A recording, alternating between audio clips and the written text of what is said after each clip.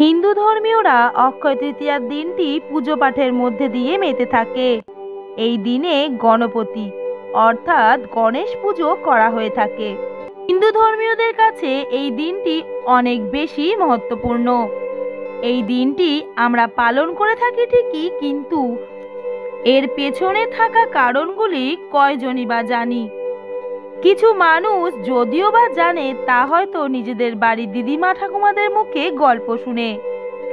আজ আমরা আমাদের শ্রোতা বন্ধুদের জানাবো এই দিনটির পেছনের রহস্য, কিছু গুরুত্বপূর্ণ ইতিহাস যা প্রত্যেকটি হিন্দু নাগরিকদের জানা অত্যন্ত প্রয়োজন। আমাদের আজকের এই ভিডিও শুরু করার আগে বলে রাখি, আমাদের আজকের এই ভিডিওটি যদি আপনাদের ভালো লেগে থাকে তাহলে লাইক, কমেন্ট ও আপনজনদের সঙ্গে শেয়ার করতে ভুলবেন না। আর আমাদের নতুন শ্রোতা বন্ধুদের উদ্দেশ্যে বলবো, আপনি যদি আমাদের চ্যানেলের নতুন হয়ে থাকেন তাহলে চ্যানেলটি সাবস্ক্রাইব করে উপরে থাকা অল নোটিফিকেশন বেলটি অন করে যাবেন।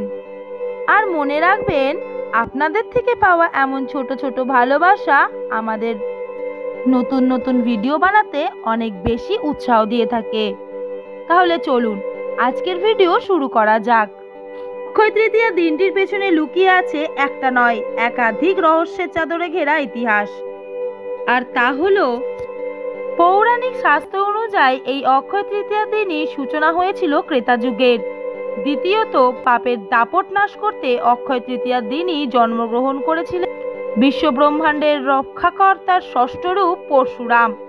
এবং তৃতীয়টি হলো, এই একই দিনে ঋষিমুনি বেদব্যাস মহাভারত মহাকাব্যটি বলা শুরু করেন এবং আমাদের গণপতি মহারাজ সেই মহাকাব্য লেখার সূচনা করেন। এই সকল কারণ ছাড়াও আরো বিশেষ মাহাত্ম্য রয়েছে এই অক্ষয় তৃতীয়ার দিনে। এই একই দিনে পাণ্ডু বংশের 5 ভাই পঞ্চপাণ্ডবের স্ত্রী দ্রৌপদী শ্রীকৃষ্ণের কাছ থেকে ও যুধিষ্ঠির সূর্যদেবের কাছ থেকে একটি বাটি উপহার স্বরূপ পেয়েছিলেন। এই বাটি কোনো সাধারণ বাটি ছিল না, সেই বাটি এক ধরনের অলৌকিক ক্ষমতাপূর্ণ বাটি ছিল। সেই বাটির কাছে কোনো ক্ষুধার্ত ব্যক্তি খাবার চাইলে সেই বাটি অফুরন্ত খাবার ঢেলে দিত, যে বাটির খাবার ছিল অসমাপ্ত।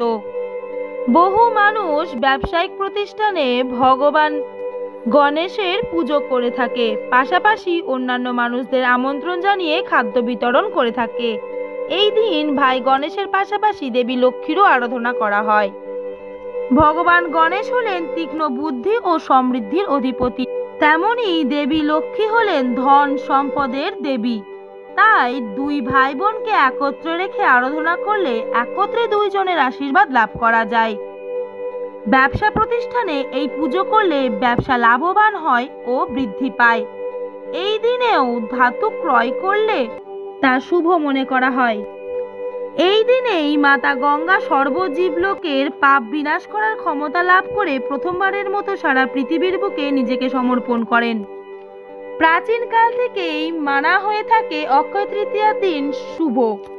সেই দিন পুজো পাঠ, ভজন কীর্তন, প্রতি জীবের প্রতি দয়া মায়া, ভালোবাসা, খাদ্য বিতরণ, অহিংসা সহ দান, এমন যে কোনো কর্ম যাতে অপর ব্যক্তির মঙ্গল হয়, সেই সকল কাজ ধার্য করা হবে ঈশ্বরের প্রতি সাধনা হিসেবে।